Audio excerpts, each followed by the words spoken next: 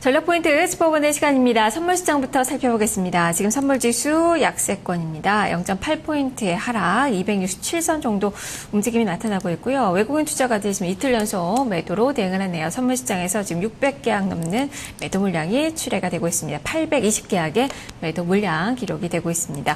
유진투자선물 김대영 연구원과 함께하죠. 연구원이 안녕하세요. 네, 안녕하세요. 네, 자 오늘 시장 계속적으로 약세권을 좀 예상을 해봐야 될지 변수들 하나하나 체크를 해주시죠. 네, 미국의 무역 적자 폭이 좀 축소됨에 따라서 2, 4분기 미국의 성장률 개선에 대한 기대감이 높아진 반면에 이탈리아의 2, 4분기 역성장 그리고 우크라이나에 대한 지정학적 위험 등으로 다우지수의 반등이 좀 제한되었습니다. 특히 달러엔 환율이 지지선으로 작용했던 102.5엔이 붕괴된 이후에 오전 현재 102엔대도 무너질 가능성이 높기 때문에 오늘 지수는 전반적으로 좀 불안한 흐름을 전개할 것으로 보입니다. 수급 측면에서는 외국인의 야간 선물 대량 매도에 좀 주목을 하셔야 되는데요. 외국인이 야간 선물 시장에서 1,700계약 정도 대량 순매도를 했는데 과거 5일과 20일 동안 그 야간 선물의 외국인 수급이 정기거래의 외국인 수급과 일치한 경우가 60% 이상의 확률이라는 점을 고려하면 오늘도 외국인의 매도가 좀 지속될 가능성이 높습니다.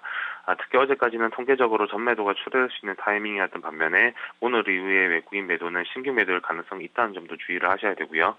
전매도에서 신규 매도로의 전환이 확인되는 경우에는 단기적으로 지수 낙폭이 확대가 가능하다는 점을 좀 주목을 하시면서 시장에 대응을 하셔야 될 것으로 보입니다. 네, 외국인 투자가들의 이 매도세가 신규 매도일 가능성이 있다. 지금 미결책정도 지금 2,000계약 이상 또 증가된 그 모습이 나타나고 있는데, 그렇다면 이게 이익 실현성 매도가 아니라 이 매수 포지션 청산으로 좀 봐야 되는 건가요? 네, 어제까지는 일단 매수 포지션을 기본적으로 청산하는 그 흐름이 우위였다고 일단 보고 있고요. 그리고 통계적으로도 대량의 매수를 전개한 이후에는 2 내지 3영업을 정도 전매도에 나서면서 어느 정도 차익 실현의 좀 움직임이 보였었는데 오늘 만약에 외국인이 매도에 나서는 경우 특히 미결제 약정이 증가하고 매도폭이 좀 커지는 경우에는 차익 실현이 아니라 좀 지수 하락에 대한 그 배팅의 가능성도 있기 때문에 그런 부분들을 좀 주목을 하시면서 봐야 될 것으로 보입니다. 네, 지금 시장 베이시스도 여전히 1포인트를 좀 밑돌고 있는 그 상황인데요. 프로그램 쪽도 최근에 좀 불안합니다. 특히 꾸준하게 모멘텀으로 작용했었던 이 비차익 쪽 좀 많이 흔들리고 있는 그 상황이고 오늘도 비차익에서의 매도세가 또 350억 원가량 좀 나오고 있는 그 모습인데요. 이 프로그램 쪽 상황은 어떻게 봐야 될까요?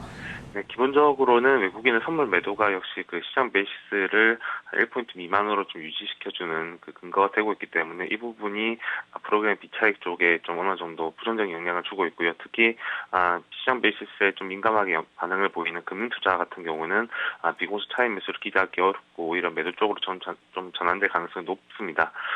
다만 그 달러원 환율이 1,030원대를 유지하고 있는 상태이기 때문에 기대한 차익을 겨냥한 외국인의 비차익 매수가 유입될 가능성이 여전히 남아있기 때문에 프로그램 매도가 좀 진행이 된다고 하더라도 외국인의 비차익 매수가 어느 정도 좀 방어를 해주면서 매도의 강도가 좀 제한될 가능성에 무게를 두시면 되겠습니다. 네, 수급 상황이 조금은 녹록지는 않은 것 같은데요. 그렇다면 한 21선까지 하락을 좀 염두를 해둬야 되는 건지 나흘 연속 음봉이 나오고 있는데요. 향후 흐름은 어떻게 전망하십니까?